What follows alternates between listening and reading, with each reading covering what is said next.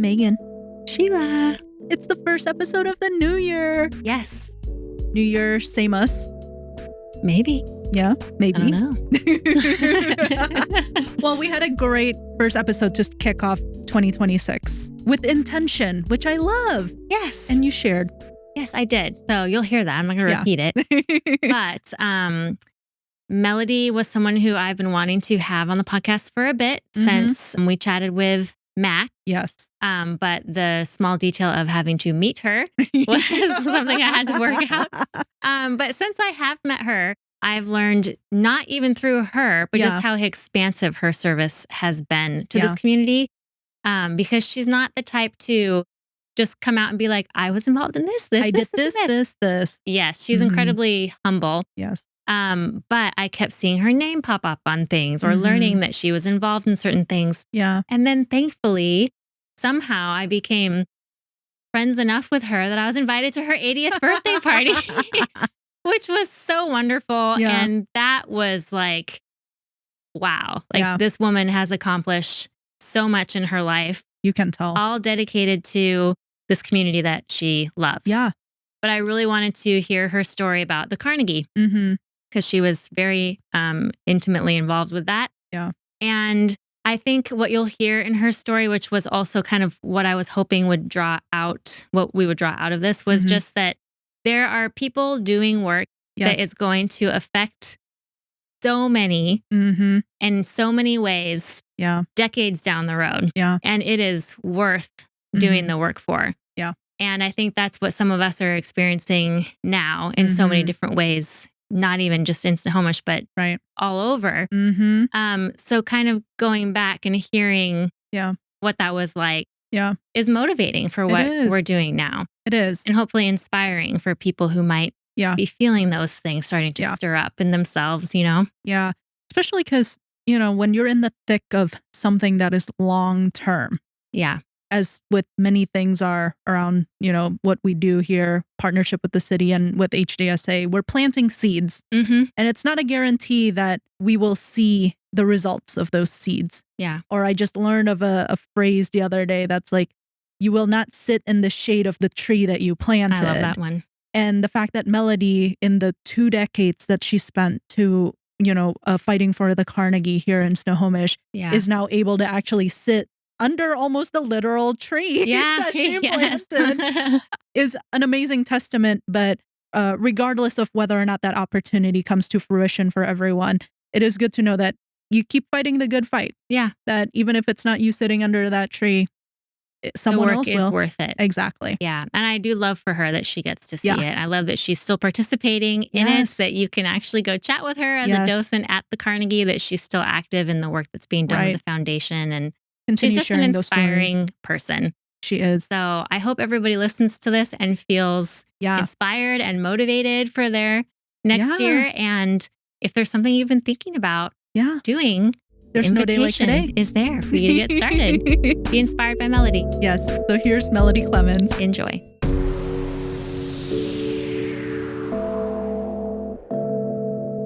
Sheila. Megan. Happy New Year. Happy New Year. Happy 2026. It is January. So I just came from the chiropractors, and today was the first time that I accidentally still wrote 2025 instead of 2026. So, you know, we're easing into it. I don't think I've mistakenly written the wrong year yet, but I'm sure that I will. Yeah. My problem is I'm always actually a year ahead now. Oh, do you write 2027 already? Yes, I have done that. Wow. I did that in the 4th quarter of 2025 because I think with planning for HDSA, we're always looking quarters ahead now. So I'm thinking in my head like, oh, that'll be like next year. And then my mind gets in that place. And then I think that I'm in the wrong year. But anyway, we are here in 2026. 2026. With a wonderful guest that I'm so excited agreed to be here, Miss Melody Clemans. Thank you for joining us. Well, thank you for having me. Yeah, we're happy to have you here. So one thing that I was thinking about where I'd like to take the direction of the podcast in 2026, and poor Sheila, you're hearing this for the first time today. I apologize. This is how we roll. This is how we roll. But I was thinking our last episode was a frequently asked questions. And there was so many things that we revisited in that was kind of like, how did we get here?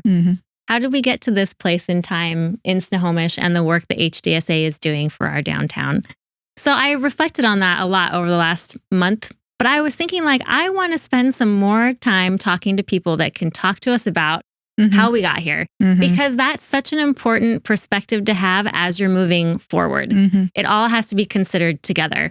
What was done at the time, 30, 40 years before we were making the decisions that we're making now that led us to where we were at? And what did that feel like as far as that change or those passions or desires that somebody had that they were excited enough about to step into some sort of service and do that work, because that's what we're all doing now. So I'm excited about kind of like drawing those things together and telling that story a little more holistically. And one of my favorite guests, Mac Bates, in his very first episode, when I didn't know anybody here in Snohomish and I didn't know Mac, that's when I met him. During that, I don't know if you remember, but during that interview, he was like, you guys should talk to Melody Clemans. I didn't even remember that, but yeah, because I need to go talk to him. Yeah, give him a talking to. That's really why you're here today, Melody, because Mac indicted you. Yes, but then I ended up meeting you probably through my curiosity of who is this Melody Clemans lady that Mac now says I need to know. So I'm so happy to have you here. Yes, and I know that you've done many things in your time in Snohomish, and so we're hoping to just cover just a few bit of them. The highlights. The highlights. And so to get started, how long have you been in Snohomish? When did you first come here and what brought you here? My parents brought me. I was born here. Oh. Okay. So I've been here all my life. Yeah. Short of a couple years of wandering away after school. But yeah, Snohomish used to have a hospital. Guess where it was? Well, it was on Maple, right where the library is. Whoa. Yeah. So were you born in that hospital? Yes, I was. Oh, wow. It was the Snohomish General Hospital. But anyway, yeah, I was born there, and we always lived in that part of town. Gotcha. Okay. Down in that area. So that's how I got here. I've lived here all my life. Have you wanted to ever live elsewhere? After I graduated from high school, I thought I was going to go to college, and I did, and then I quit. And then my mom said, well, that's fine. You need to go get a job. Yeah. As any good parent will say. Yes. So you're going to be doing something. And so I did. And I got a job in Seattle. And so I went and lived downtown Seattle for about 1.5 years or 2 years. And then I ended up getting married rather young. Yeah. And had Dara when I think I was 20. Yeah. Huh? Yeah. Me too. Yeah. Actually, I was 21 when Peter was born, but still young. And so I had lived in Seattle, and then Dick was in the Navy. And so off we go to California, to Moffett Naval Air. He was in the Naval Air, which was neat. And so Dara was born down in California. A little farther away from Snohomish. When we had the earthquake in 1966 or 7, whatever it was a significant quake. Yeah. I was living down there in earthquake country. Of course, this is earthquake country too. How funny. Right. But anyway, here I am down there worrying about everybody up here. Yeah, it makes sense. You moved down to where it would be more frequent, and then it happens here while you're gone. Anyway, we came back home and lived in Ballard for a short while. And so at that point, Dara was 3 years old. And so what do you suppose I said to myself? My daughter is going to be raised in my town this time. So you came back. Yeah, I would never have lived anywhere else, really. So short of a couple years. Yeah. Always been here. So what is it about Snohomish that made you feel that way? What's the experience that you had growing up here to where you thought, well, there's nowhere else that I would want to raise my own child? For me, I did grow up down here in this part of town. So our childhood was pretty magical as far as play is concerned, and having fun, and next to the Carnegie. As far as I needed to go to the library, it was right there. Yeah. If I needed to go up to Averill Field and go play, I could. If I wanted to go swimming, I went to the Pilchuck River. Oh. That's where I learned to swim. Oh, really? And so, our idea of playing, we actually in this is a long time ago. We could play in the street. It was okay. And we did that. Yeah. Yeah, I would never let my kid play in the street. No. Well, Not here today. No. Nobody had a locked door. Yeah. Wouldn't even, why would you do that? But now you do. And now I do, of course, too. But it was just a welcoming, warm place. I love downtown. Growing up, my mom, this is where we shopped. In the day, there were no supermarkets really. Safeway even was downtown. Yeah. I'd go to town with my mom, like when I'm 6 years old, 7 years old, 8 years old, that kind of stuff. Hold her hand, buy groceries, go over to the bus depot, have hot pork sandwiches, or go to the bakery and have a cream horn. It was nice. The school system, I really loved school here. It's a warm place, and I always liked downtown. And I just, when you have a 3-year-old, I just looked at her and I thought, no, you can't go to school here in Seattle. You have to be here. Yeah. Was there anything about, like, when you mentioned that downtown experience that you just loved downtown? Was that something that you wanted for your own children to be able to have a walkable downtown community like that? I did, but ultimately that's not where she was raised. I moved out of town as far as in the country. Okay. I didn't make a lot of money. You talk about affordable housing today. They did create in about 1970 or so a program called 235 program. 235s. You go out on 72nd Street and see a whole row of them. They're really nice homes, 2-3 bedroom houses, little ramblers and stuff. And you could get those, no down payment. All you had to do is had to paint it, interior and exterior. Wow. And did stain everything. The Dujardin construction company built them. And it wasn't just that area, but that's right. So that was an opportunity to buy a house. Otherwise, awesome. I rented right here in town, of course. Wow. Anyway, I had an opportunity. Yeah. Dara's kind of a country girl anyway. So it fit. So I ended up being able to get 3 acres out at Dutch Hill. So she was actually raised out in the country. Gotcha. Did she walk around town and everything? Yes, because that's where my family lived. Yeah. So you still spend time down here? Oh, yeah. Yeah. And at that point, was downtown still that walkable place that, you grew up with where, you can just, or Mac have also said this, do you just, as a 6, 7, 8-year-old, spend your entire day downtown by yourself, just going from store to store? I think Mac did. Mac's mom was an incredible person who I think said, Mac, go. Explore, conquer. My mother was not that person. Oh, interesting. My mom was really strict, so she had to know where we were, when we were, whatever we did. But yes, downtown was available to us always, and it was a really. There were real stores down here. We had we probably had 7 taverns though. No, there was a tavern for every church that we had. It was just typical of the day. Yeah. But it was really a nice place to be, and so I spent a lot of time down here. Yeah. I've come to understand, and as I've heard your name mentioned basically everywhere in town, your love for the downtown really resonates and continued. You have worked a lot in ensuring that our city stays the beautiful, loving, welcoming city that it is. So share a little bit more about what kind of work you've done in the city, because we know you've done a lot. I did live out in the country. And so I wasn't involved with the city really, other than be a part of it and come into town always and spend time here, have lunch somewhere here, and did all those things. But I was not involved at all. And I spent 29 years out there. And things changed in my life about the year 2000. And one of the things that changed was age. It was just time to come home. And that's exactly what I said to myself. It's time to come home. So I said to Maureen. The legendary. Well, I went into town one day and I found the house I wanted to buy. And so I said, there it is. I need to move home. So I did. Is that the house that you're in now? No. But I did because I wanted to be involved. But the other thing I did before I moved was I joined Rotary, Sheila. That's what I did. And I did that purposely so that I could become involved in the town. Yeah.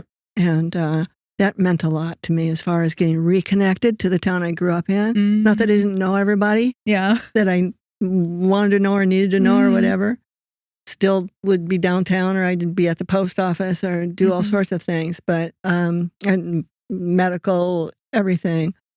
But when I joined Rotary, we met. Guess where we met? Right here in town at Collector's Choice. Oh. And guess what? I met all these people. Yeah. that I either heard of or kind of knew, including people within the city government as well. And that was in 2001. Okay. When I did that. In 2002, I said, it's time to come home.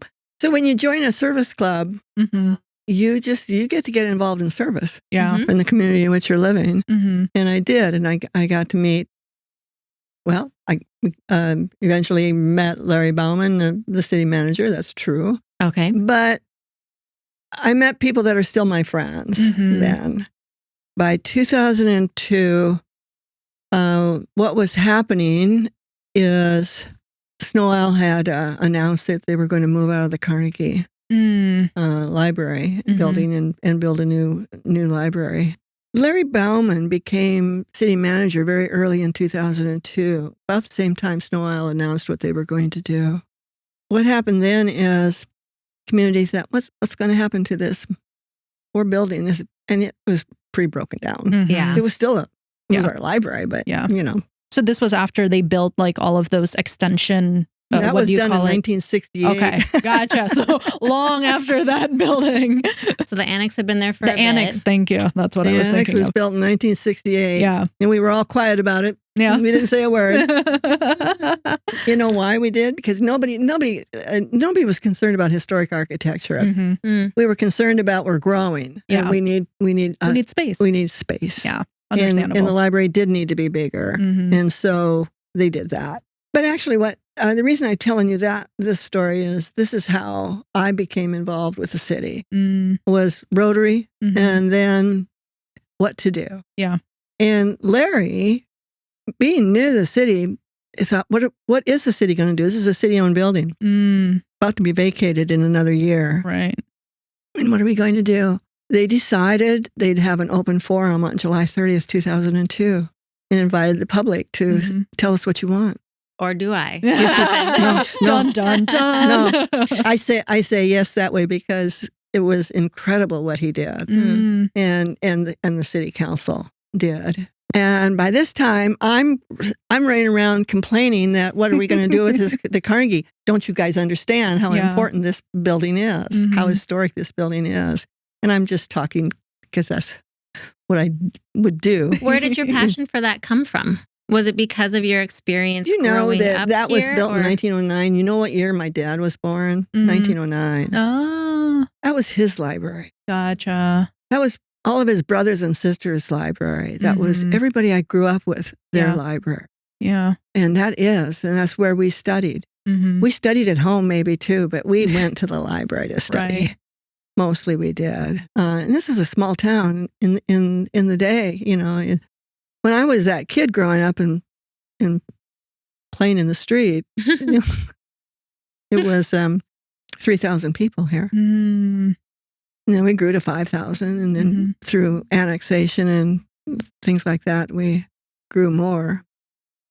I was really worried. I didn't want to see us lose that building and that community center that it was. Maureen and Liz said, we're really tired of listening to you.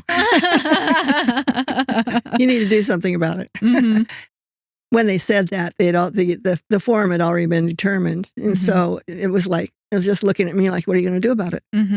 Well, I'm in Rotary. Yeah. By this time, I knew a few people. I knew the gal that managed Arts of Snohomish. Her name was Lori Cole. I knew Bill Bates, as in Mac Bates' dad. So what we did was, okay, we will form a committee and figure out what our presentation is going to be. So we formed the Carnegie Library Preservation Council. There was and nobody directed you. It wasn't like the city was like, we will form this. It was a citizen gathering, community member idea. When the city advertised the open forum is come and tell us what you want. Whoever you are. Yeah. How many of you are. It's July 30th, 2002. It was summer. They did it outside at the Carnegie. Oh. Yeah, at the steps of the Carnegie. Wow. And when I say steps, they weren't there. There were no steps there. The annex was there. Oh, right. Yeah. So it was there. Yeah. Right there. And so they had chairs and everything. We worked hard at this for probably 3 months as to what we thought should happen there.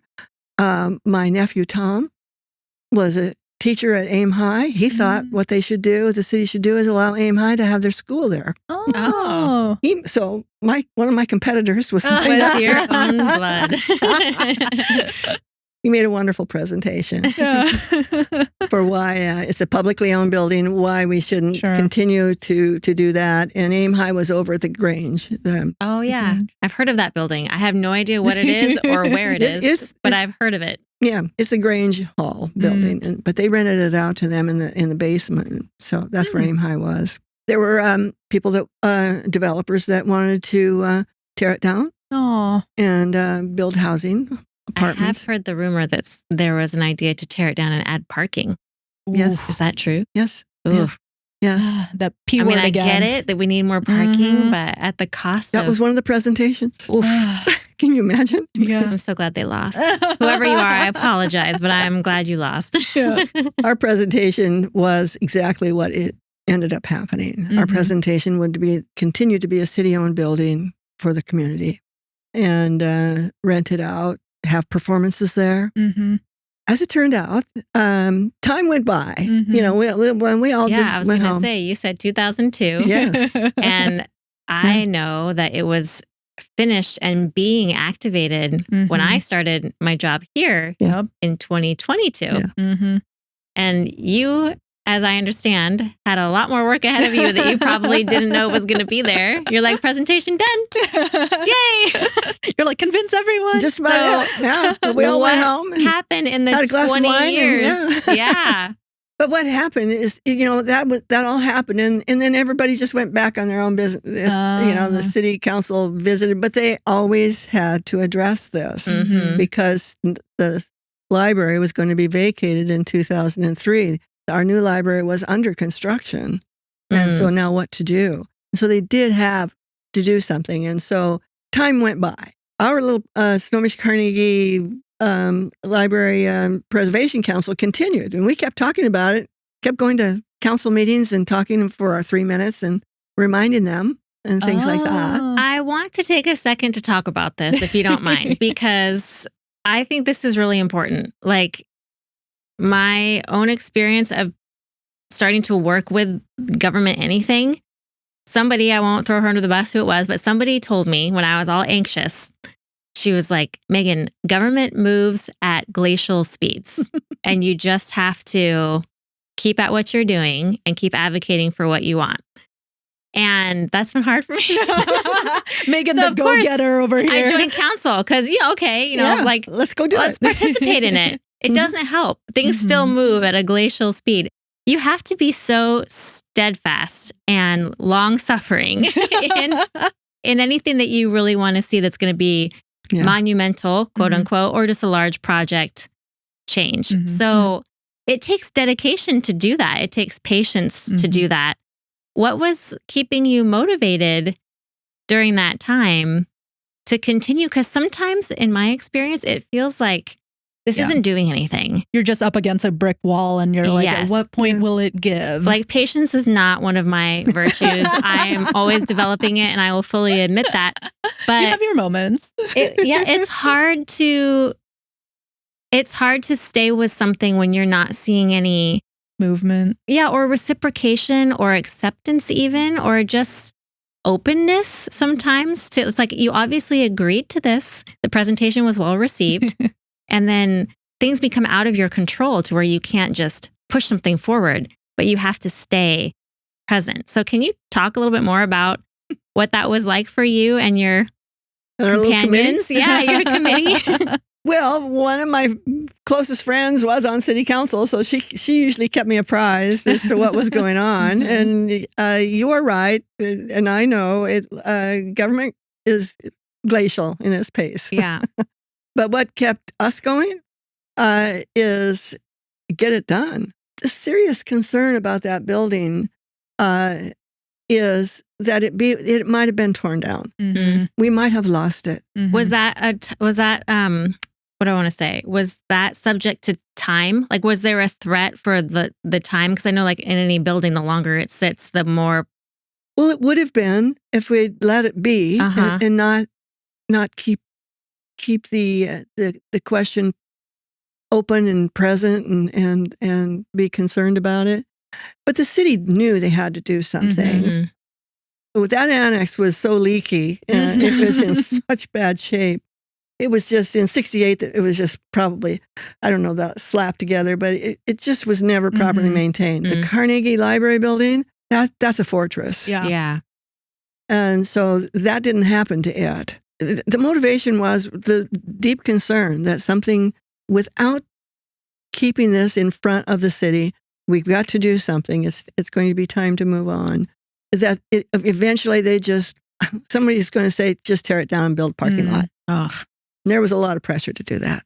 So how long was it between when the presentation got accepted and they made a decision that, like, yes, this is the path forward that we choose, to when you saw action actually happen, whatever that action may be? Well, one of the things that happened in 2003, I had moved into town. You have to live here every year. I'd been here, so I ran for city council. Oh, there it is. Yeah. That's how you kept reminding them. Yes. That's what happened. Yeah. Is I did. And that was Liz saying, we need you on council. We need you. And Cameron, there were people on council that were in favor of it, and then there were people that were not. Yeah. But it was, we need you. And it was more than that.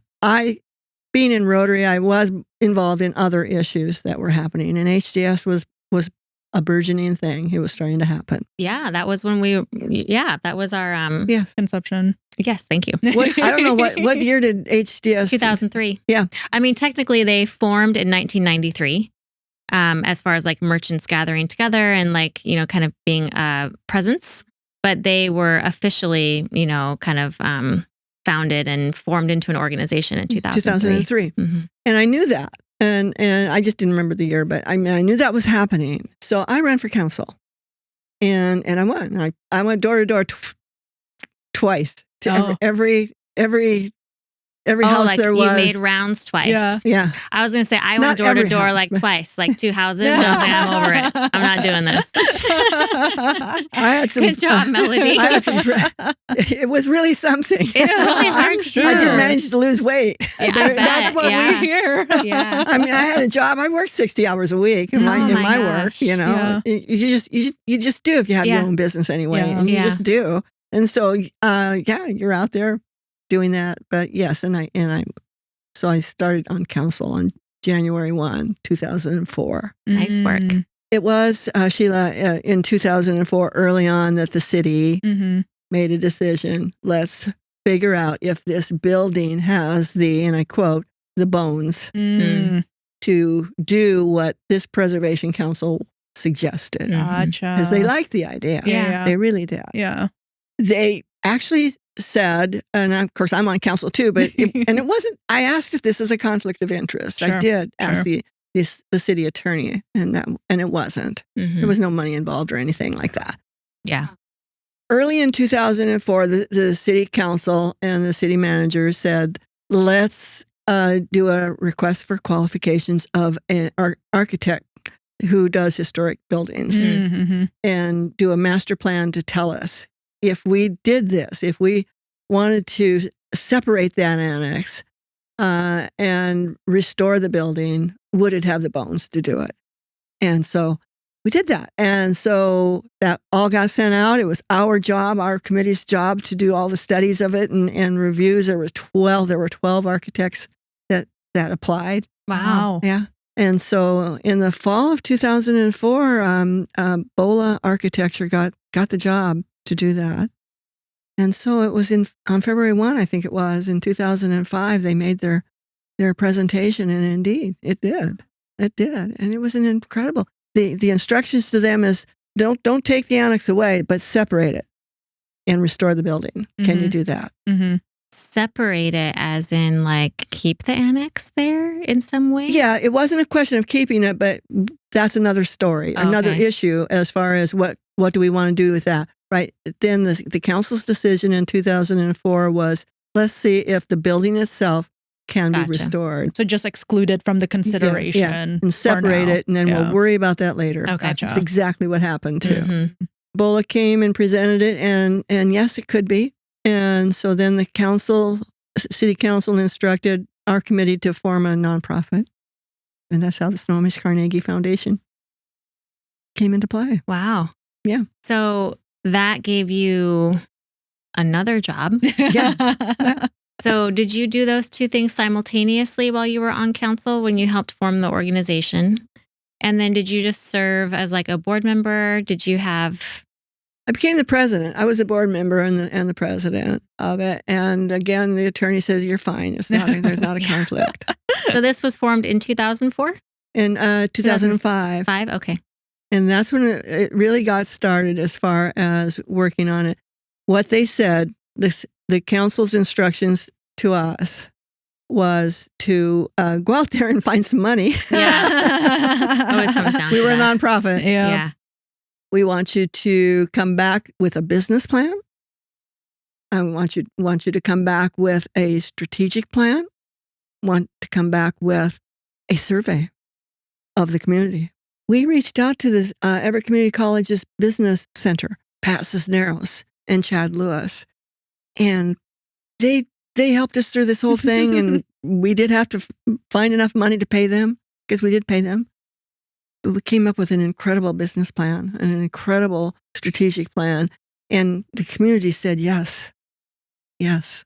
And it was all professionally done. I've heard so many wonderful stories about people's experiences at the Carnegie that I can't imagine that would go any other way. But someone would be like, nope. Yeah. I mean, the only people that I think would just, they never had a connection to it and probably didn't know and therefore didn't care. But or if they have other motivations for, the usage, like the parking lot people, yeah. I say it to this day, and I said it at council, parking is not a problem. Okay, you're in good company. We've heard all the things about parking. There's there's every nothing that we haven't heard. This was, you can find it in the minutes, me saying it. Mm-hmm. Parking's a problem if you can find a place to park. That's a business problem downtown. I had also, Megan, became the first liaison for HDS. Oh, you did? Yes. Wow. For 8 years. I was your liaison for 8 years. So you served for 2 terms then, if you were the liaison for 8 years. Yes. I was a liaison for Planning Commission too, which was really oh my goodness meaningful to me too. You just have learned so much. So much How spare many time. of these things were you doing at the same time? Like serving on council, liaison for HDSA, Planning Commission, and then the president on the Carnegie Foundation, or all 4 of these things happening at the same time. Mm-hmm. Wow. You are a high capacity person, Melody. I was kind of tired. I bet. Yeah. But it took a long time. But I tell you that because why did I end up on council? For 2 reasons. I came because I wanted to come back into town. This was always my town. I just didn't live in the city limits. I wanted to. I joined Rotary. I wanted to become a part of the community again, and so I did. And the Carnegie was a part of that. Yeah. I think it goes to show that the city can only do so much with its resources, with its abilities too. And it really takes people who are passionate about things, who are willing to go beyond their 60-hour-a-week job and say, no, I am going to serve on this board. I am going to spend effort putting together a presentation and to do all of these service-based things to make sure that things do move. Because especially as you're describing all of the homework that the city kind of gave you of like, okay, you need to put together a business plan. You need to get this survey and that thing happening. That kind of stuff would not have happened if the city didn't have you guys to kind of delegate that to. Or I could only imagine that it would take them 3-4 times longer if they had to pile that onto their statement of work instead of having, a very reliable and passionate group of folks, volunteers really, right, on that board to delegate that work to. And it's just a testament that, if that group of people weren't there, the Carnegie wouldn't be. It was a true partnership. And I'm always thankful to Larry Bauman for that.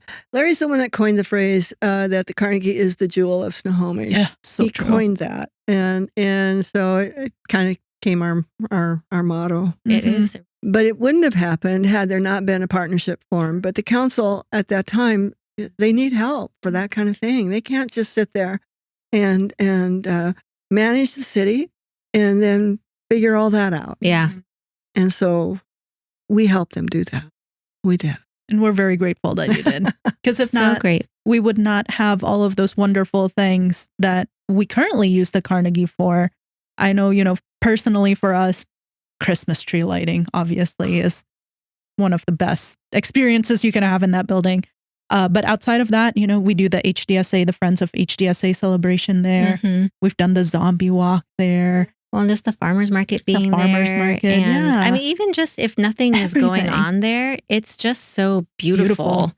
And it invites you in. And it's, even though it's not technically right in the center, quote unquote, of the town, it is a centric place. Yeah. It calls you to be, know, and I think that's what makes downtowns like ours so special, is when you have those places, whether it's a Carnegie building or a park or just like these intentionally made spaces that invite you to just be there. That's where you can find your sense of belonging. Yeah. But having a building like that has housed that for generations now, it has so much more meaning. Like you can feel it just when you look at it.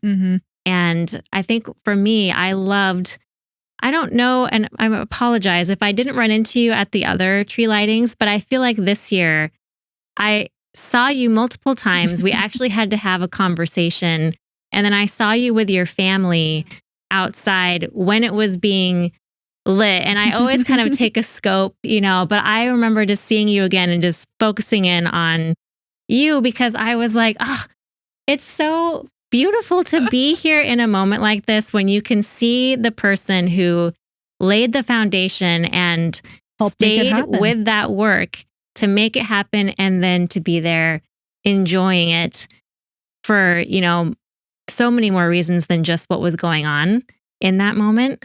And I just loved that. I just took a pause and was like, I'm just going to let this sink in. Well, that was a wonderful night for me. It really was. When it finally happened that the city said, they actually never really said, let's just keep going forward. In the meantime, that annex is just leaking, and but it was occupied. The Arts of Snohomish finally moved out because it was so hard for them, and then they went downtown. Oh, are you talking about the gallery? Yeah. Oh, okay. Yeah. Oh, I'm sorry. I was thinking, I mix these two up all the time. Snohomish Art Community and Arts of Snohomish. Arts of Snohomish started there. Yeah. Wow, I never didn't knew know that. They had stores in there in the Lori annex. Cole was a part of it, and so that's why she was on our committee. Gotcha. Thank you for putting that together for me. In 2007 or 8, something like that, I'm sitting on council too, but it was always Larry that was providing this impetus to talk about it. And then we would actually our foundation, it wouldn't be me, by the way. It would be Kathy Arenas, usually, would come and make a presentation about, okay, here's where we're at today. And this is what we're doing, and this is what's happening and that. But we did finally reach a point where, okay, what is going to happen with that annex? Got to make a decision. Because it's costing the city a ton of money to just clean up maintain it, yeah. Yeah, they had a construction estimate done by I forget the name of the company, but they did. And guess what? It was going to cost $600,000 to get rid of? No, to put it back in shape so you could rent it out. Oh. So we ended up presenting 3 options to the city after having studied that. And that was our job, was to study that. And that is, you can do that and keep it and rent it out yourself, or you can sell it.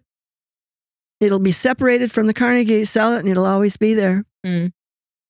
Or take it down, because then we won't have to spend $600,000. That's the day it all began. You just needed that decision. Yeah. Within a couple of years, we sent another RFQ out, request for qualifications, to give us a revised plan, landscaping it, take the annex away, gone completely, gone. And but the other thing that we had to start addressing was, when that was built in 1909, opened in 1910, we didn't worry. We worried about how to get people in. We did not worry about how to get people out. Which is to talk about ADA compliance. Right. And so something was going to have to change about the building, even though we talked about restoring it. And so that revised plan actually did put an addition on the east side because we wanted to hide it. And so that was an option. We could have done that, and it was in the back. We also, by the way, had learned within those first very few years that we applied for the future. We applied with the National Historic Preservation folks trust for to get to be qualified for that and accepted, and they said no.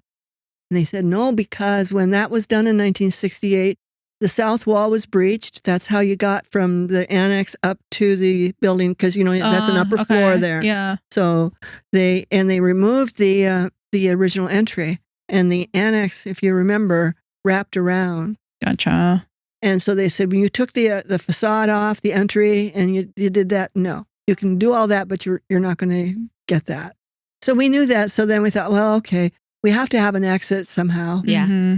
That was just an option. But I was also going to tell you that in those days in 2005, I remember saying, I think we can get this done by 2010. You were only 10 years off. But what really happened too is, okay, now we're really dead serious, meaning the city is, the community is. That building had to be retrofitted. And so we applied for a grant from FEMA. And while our consultant worked with Sharon Pettit, the building inspector here in town.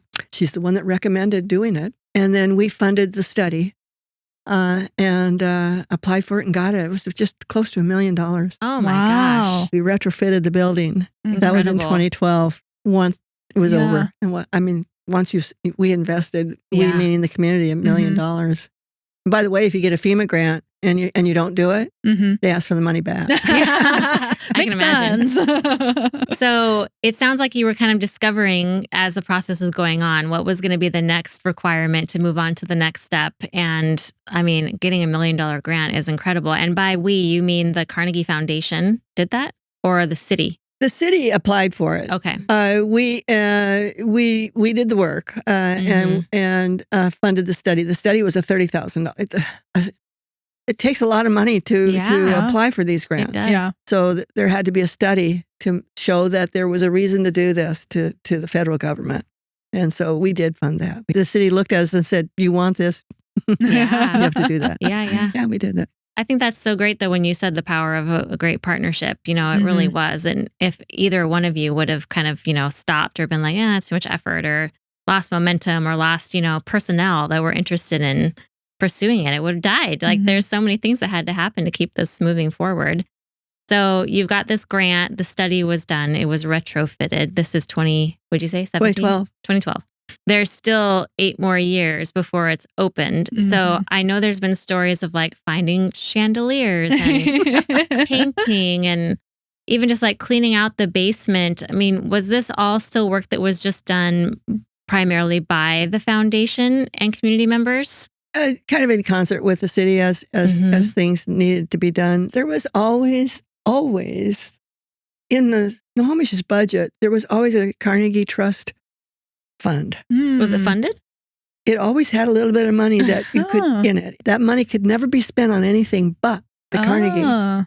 So there was always a little bit of money, and it would be spent every once in a while to maintain it. There was a couple of years of just kind of, what's going to happen. And we kept trying to fund it, get fundraisers and things like that. We had some theatrical performances there.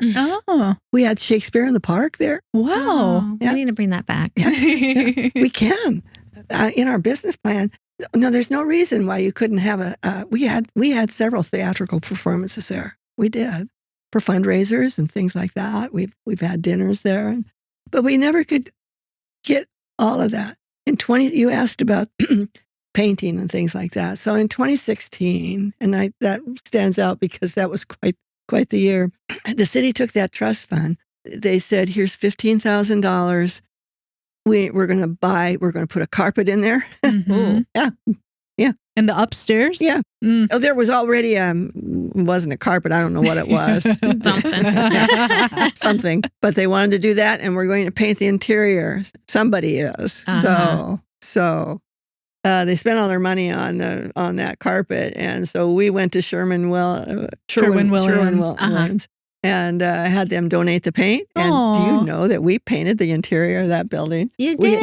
One of our board members is Dan Reynolds, and Danny and Cheryl own Weiser Construction. I've heard of them. Danny and Cheryl have a big part about what happened down here, because he had all the scaffolding. And another one of our board members is also in construction, Remy Cano. And so Remy and Danny knew how to build the scaffolding and all of that. But we painted that interior. We hand washed and every piece of wood in there. My gosh, we did. And it really looked pretty cool. Yeah. But we just did that just because. Yeah, just make it look a little more presentable. You know. Is that the paint that's still in there, or did the city come in and do? Huh? Is that the paint that's still on the walls now, or did the city come in later and put that as well? Okay. But it's very, very close. But remember, the reason it's not is that building hadn't been restored yet. We hadn't done any of that. Nothing had happened. Nothing. So, wow, this really was just like all the time was to just get all the things in order to be able to just do the restoration. Yes. So it was like, again, the glacial speeds of it's like little bits at a time. And then when did it actually get renovated? Because we're getting close to when it was opened here. Right. Well, $1 million was spent on the restoration. Yeah. Or I'm sorry, on the size roof. We also put in that new tile roof you see. That was a part of that. Okay. Okay. And then we put in new soffits, and so that's where that money was spent. In 2004, it was estimated to be a $2.5 million project. Now it's a $3.5 million project. We spent $1 million, but we have $2.5. And Larry just looked at us. This is just not going to happen. Sometimes we got, it was like Friends of the Library. Yeah, they donated $8,000 to us. Wow. One of the members of the Ferguson family donated $6,500 for us. We got a couple of small grants and things like that. But Larry said the truth is we don't think you're not going to be able to get this another $2 million. He made a decision, and the council approved it, to use REIT tax dollars, real estate excise tax dollars, and utility rate tax dollars to fund it. Wow. And when he did that, we went to the state then, we mean the city, and us working with them. So it was the city. When I say we, it's really the city, but we worked with them, and we got two $500,000 grants. Wow. There you go. Halfway there. Yeah. So it's like you guys throughout the years did, what you could with the trickles, that came in. But it was really, we were waiting for that big pot to actually do the big transformation. Yeah. Wow. So to answer your question, Megan, that's when we were able to take it out. Gotcha. To an architect to get the final numbers. So that was, what year was that? 2017, 2018. It was 2019 when it all happened. Yeah. Because I still remember Trent and I actually took our engagement pictures outside on the sidewalk, what is now outside of the Carnegie, on the west side of the Carnegie. But the annex was still up. The trees were still out and grown, and we have our engagement pictures, and we did not know the Carnegie was behind it. It wasn't until after all of the renovations that we looked back at the pictures and we're like, wait, was this on the street that now we know as, in front of the Carnegie? And that engagement was around 2018, 2019. Yeah, it was still there. The annex was there. I mentioned Danny and Cheryl and Weiser Construction. Accord Construction came and knocked it down. Who cleared it out and leveled it so we could seed the grounds? Danny did with his equipment after Accord knocked it down. And we had to have them do that, but yeah, we did that. So it really takes a village to do it. It really does. And now fast forward, now that it's been open since 2020-ish, right? It opened in 2021. 2021.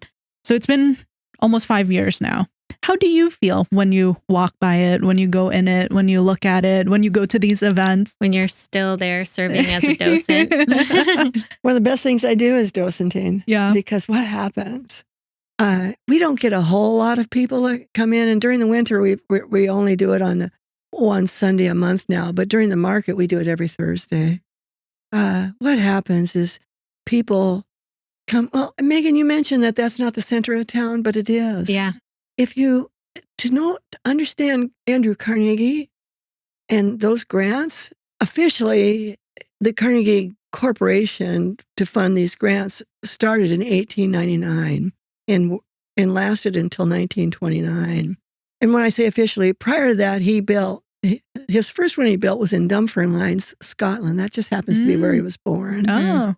And then the next two were in Pittsburgh, which is where Carnegie Steel was. That's where he grew up. That's where they came there when he was 13. One of his requirements to qualify, it needs to be where the juncture of the residents and the business community are. Mm-hmm. That's exactly where, in 1909, it was where the residential met with the business community. Mm-hmm. It still is. Yeah, it is. Definitely. And so when you ask about my best days are being downtown, my best days are at the Carnegie. Oh, and I'm serious about that. People walk in the door and ask questions about it. And usually it's families. And guess what their kids are doing? They're playing outside on the grass. And you've seen that. Yeah. And at farmers market, it's really amazing. Yeah. Yeah. When people come to town, they walk up the street and they make that turn. And there it is. And it's a park. And frankly, I value the grounds as much as I do the building. Yes. Yeah. What you guys did with the grass and now the bench there, it's just, my favorite time there is weekend mornings where you can see, people are still waking up. They're walking their dogs. They're going to Snohomish Coffee Company, used to be Looking Glass, or Grain, and they're just getting their morning coffee and it's quiet. And the dew and the cold. And I'm sun just comes up from behind. Yeah, and it's just so peaceful. And it's the grass. Yeah. It's really important. That could have been a parking lot. Yeah. We got to remember that. Well, and it's so perfect that it's on that side, that you kind of have this whole scape that you get to look at. And when I am part of that early morning crowd walking my dog, I love to just walk on the little path through that area around the Carnegie building just because it's so lovely. Isn't it wonderful? I love to just do it because it's there, Yeah. So then during these open days that you mentioned it during the farmers market or once a month now in the winter, what can people expect when they go in and see you there? Well, I'm not the only one that does it. Yeah. But what they can expect is a tour. It doesn't take a lot to do that tour. You stand in one spot and you just turn 360. Yeah.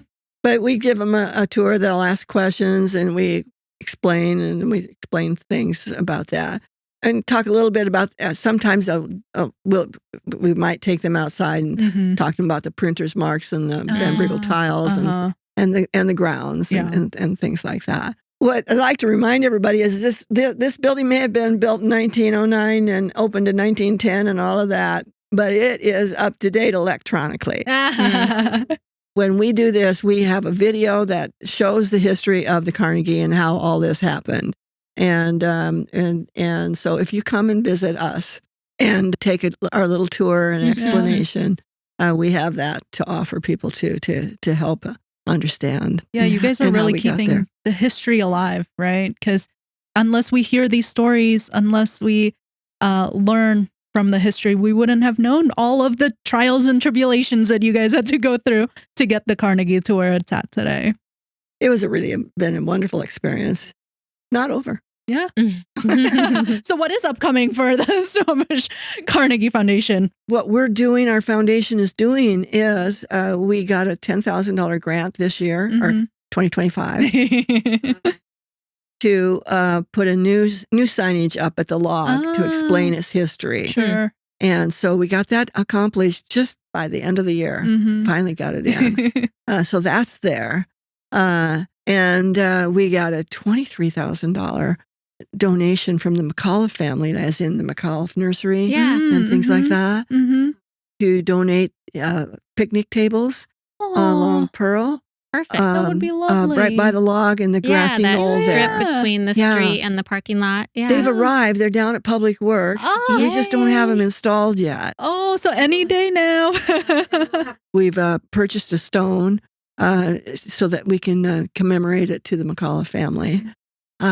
And so we actually are doing things. Yeah, that's wonderful. We need more seating down there. Right. Yeah. And then as far as the plantings and stuff, it was the Weiser Construction that donated all of that. And then we along with the city got all those plantings in. And the cherry tree that you see on the corner. Yeah. Let me tell you, if you've seen the old pictures of the Carnegie, there's a cherry tree there in the corner. Well, when that annex was built, they took the cherry tree down. Yeah. Sad face. Nobody's ever forgiven anybody for that. Nobody.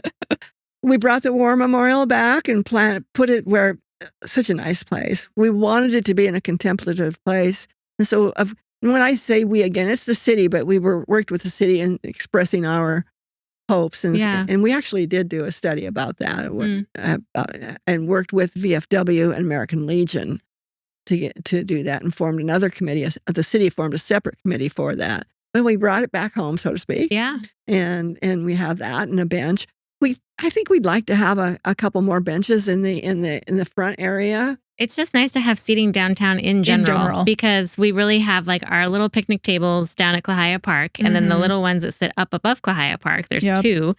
And the gazebo. Yeah, but that's it. Like unless you're eating in an outdoor cafe, there's nowhere to just sit and be downtown. And the Carnegie is such a centric gathering space that adding more seating there is awesome. We're so excited about that. I think so too. So the work continues. Yeah. Yeah. You guys are really a testament to coming together and seeing something through. Yeah.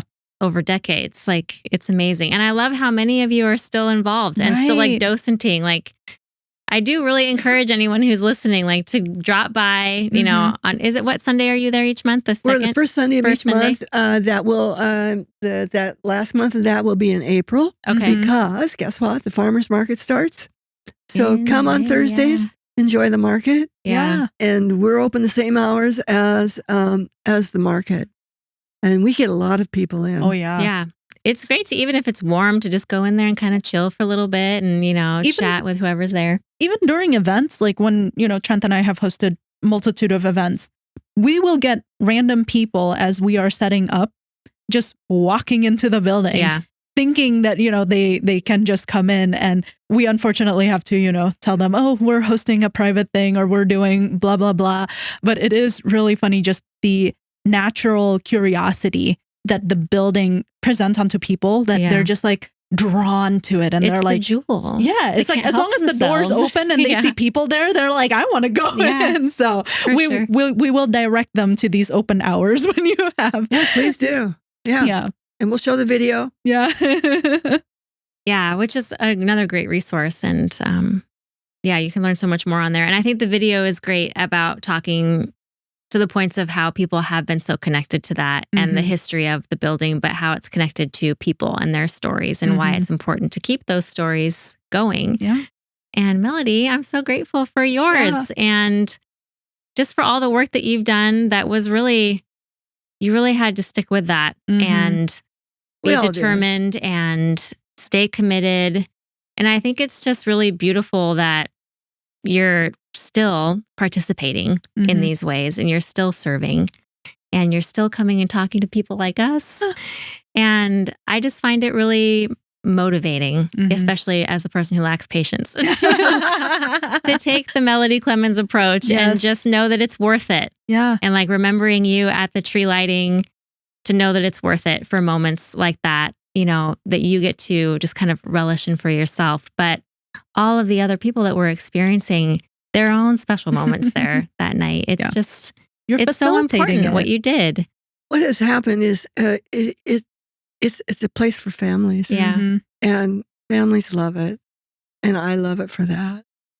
Well, and we love you for that. It's a special place for all families. Yeah. And that was when we look at what we did in the last 20 years and when we reached out to the community, that's what it was all about. Yeah. Was to have that. And you saw it to fruition. Yeah. And we thank you for it. Every hour, I'm sure, blood, sweat, and tears that went into it. It was worth it. You kind of already answered our closing question where we ask you, describe your perfect day in Snohomish. So I suppose we can just expect to see you at the Carnegie. Find you at the Carnegie. Yeah. It is. It is. I was talking to a friend of mine who asked a question about it. And I said, when I go down there are tears in my eyes at times. But they're tears of joy. Yes. Of course. When I see that mom letting their children play on that grass, it's pretty special. Yeah, it is. It really is. Well, we can't wait to see it. Yeah. What all you guys come up with next. Yeah. But anyway, that's my favorite. Thank you so much, Melody. Yes, thank you for spending the time. We appreciate you being here with us. Thank you.